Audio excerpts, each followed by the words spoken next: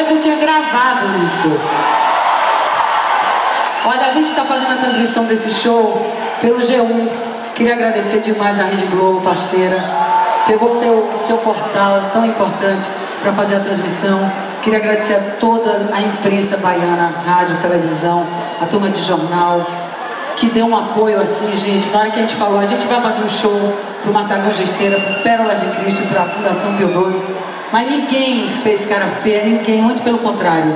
Todo mundo quis ajudar. Queria dizer a vocês que todos os profissionais que estão trabalhando aqui hoje vieram com o cachê da alma, com o coração, estão todos trabalhando em prol disso.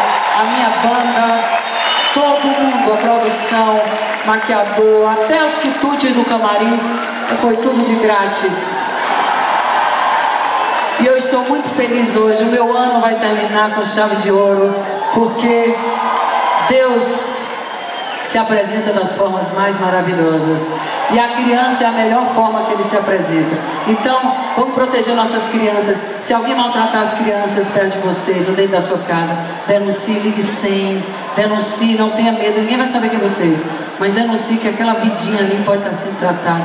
O mundo está do jeito que está, porque o mal começa na criança.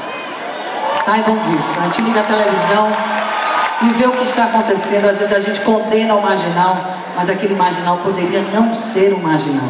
Então vamos cuidar de cedo, vamos amar, vamos cuidar, vamos dar educação, vamos dar cultura, vamos dar estudo, saúde, casa, pai, mãe, seja o biológico ou aquele de coração. Nós todos podemos ser. E obrigado a todos. E a vocês que esgotaram os ingressos, vocês são demais mesmo. Vem até agora. Vá, Jaguar. Esse arranjo é seu.